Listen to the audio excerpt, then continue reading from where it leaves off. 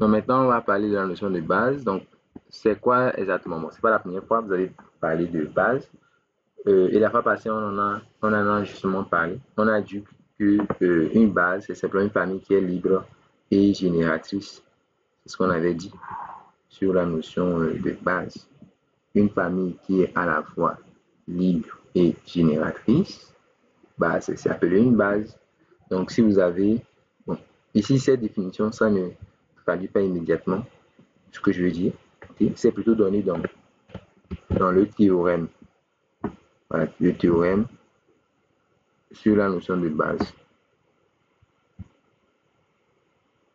Donc, si on lit le théorème ici, vous voyez que le théorème dit que, étant donné E, un KSH vectoriel et S, une famille de vecteurs de E, ok, donc quand vous avez une famille de vecteurs X1, X2 jusqu'à une famille de vecteurs, on dit de S que c'est une base si seulement si S est à la fois un système générateur de E et une famille libre. Donc, lorsqu'on a les deux, on dit qu'on a une base.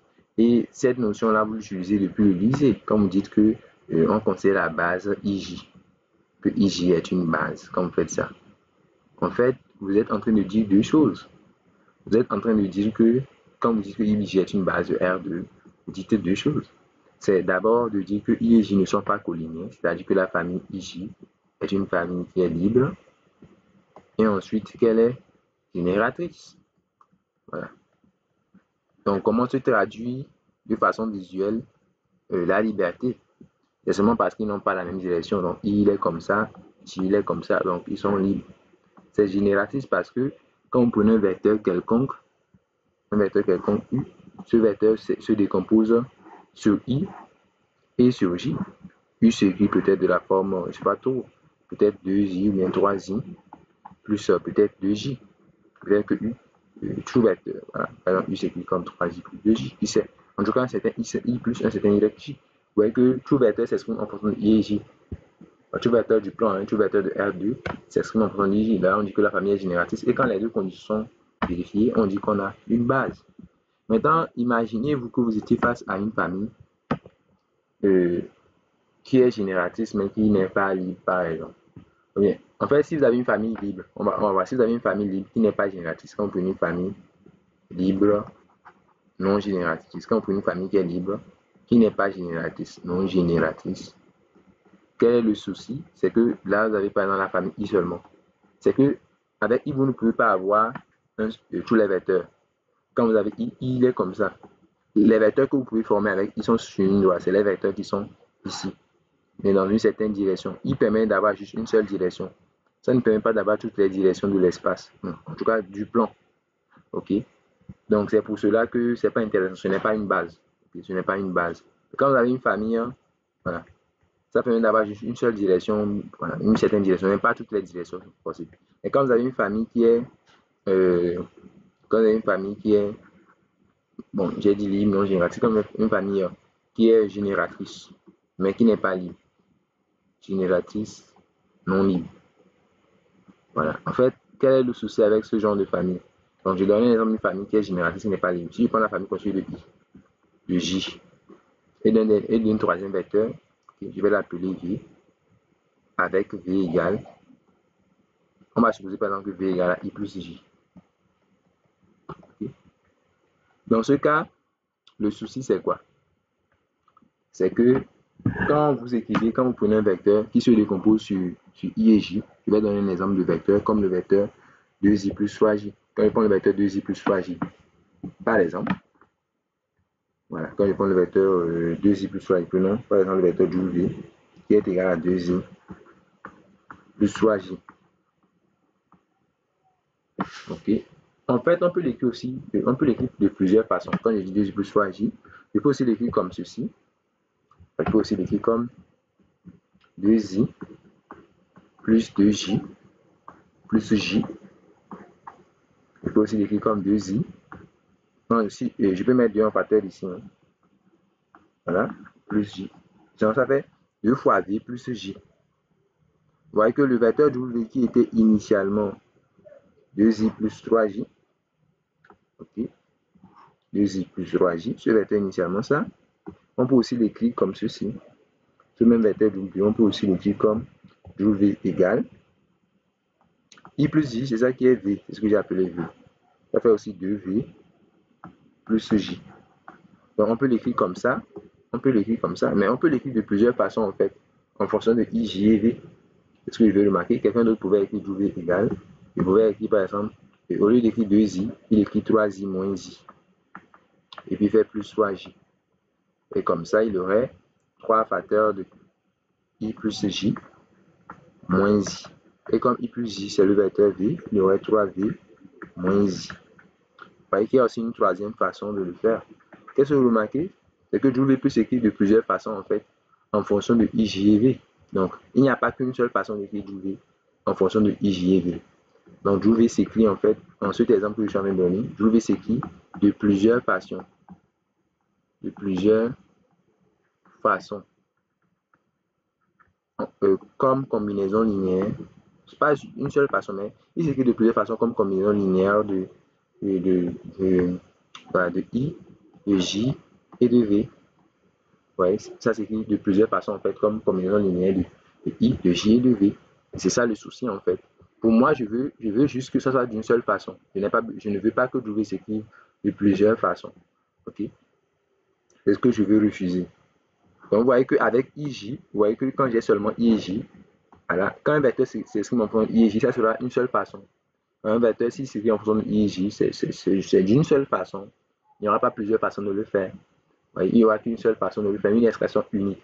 Et donc, d'après les commentaires qu'on nous dit, selon à quelles conditions, en fait, W peut s'écrire d'une unique façon, comme combinaison linéaire d'une certaine famille. Quelles doivent être les conditions sur une famille pour que, voilà, chaque vecteur s'exprime de façon unique comme combinaison linéaire des vecteurs de la famille. Vous avez une famille F. Dans cette famille, il y a des vecteurs is1, is2, isn. Ok. Maintenant, voilà. Pour qu'un vecteur I se décompose forcément sur les vecteurs de la famille, c'est une famille de 1, vous avez une famille de E. Donc, si tout vecteur, donc vous voyez que tout vecteur de E, tout vecteur de E se décompose sur quoi? De façon unique.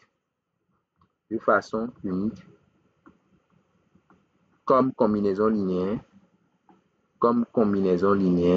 des vecteurs de ici et seulement si quoi selon vous? Des vecteurs de F, si et seulement si F est comment? Quelles doivent être les conditions sur F pour que la décomposition soit unique? Tout vecteur de E se décompose de façon unique, ok, comme combinaison linéaire des vecteurs de F, si seulement si F est seulement si F est libre et génératrice. effectivement.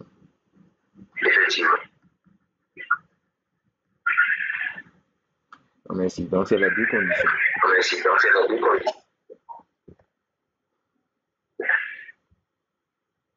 F est libre et F est génératrice. C'est ça qu'on va résumer sous le mot F est une base. Et c'est ça en fait que vous avez comme définition.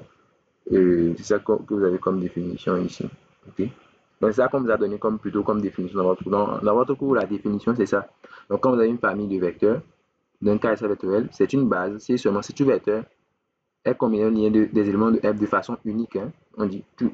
Si on s'arrête seulement à combinaison linéaire, ça c'est juste famille génératrice. Mais le simple fait d'ajouter de façon unique, c'est ça qui ajoute la liberté. Dans tout, voilà. Donc, de façon unique. Dans ce cas, les coefficients alpha 1 jusqu'à alpha 1 sont les coordonnées du vecteur U dans la base. C'est ce qu'on appelle les coordonnées. On va dire que le vecteur U s'exprime en fonction de.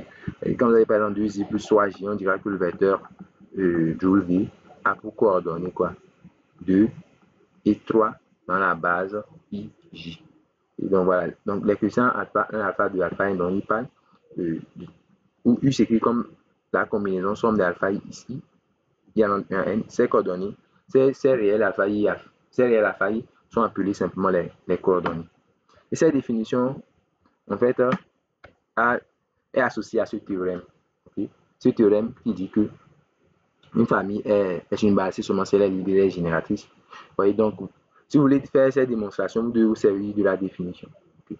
Donc, en se servant de la définition 1.9, démontrer le théorème 1.6. À partir de la définition 1.9, vous pouvez démontrer le théorème 1.6. Okay? Donc, vous pouvez le faire en exercice. Donc, la démonstration, on vous le laisse à faire en exercice. Voilà. Donc, voilà, par rapport à cette notion, c'est ce qu'il faut savoir. Bon, j'aurais bien aimé faire la démonstration en même temps. Hein. Bon. Ok, bon, mais j'ai l'impression que ça prendrait un peu de temps, bon, mais pas vraiment beaucoup. Hein. Bon, on va prendre le temps vraiment pour le faire la prochaine fois. Je pense que c'est beaucoup mieux. Donc, pour la prochaine fois, quelles sont les tâches que vous allez faire? Ou bien, bon, voilà, pour bien suivre la séance prochaine. Donc, vous faites la démonstration, là dont je viens de parler, et vous faites voilà, vous lisez la partie du coup qui reste quoi. Vous lisez la partie récente jusqu'à bon, ouais, la partie qui reste au niveau du chapitre 1. Bon, c'est pas la peine, je pense la prochaine fois je vais pas parler trop des applications linéaires. Ok, on va simplement finir le cours, le chapitre 1 par rapport aux notions qui restent et aussi par rapport au TD. Voilà, vous essayez de voir les TD qui portent sur les notions qu'on a vues. Bon, les TD qui se retrouvent à la fin du cours, bien évidemment. Okay, donc, s'il y a des questions, vous pouvez les laisser. Au cas contraire, bon, voilà, ça sera tout pour aujourd'hui.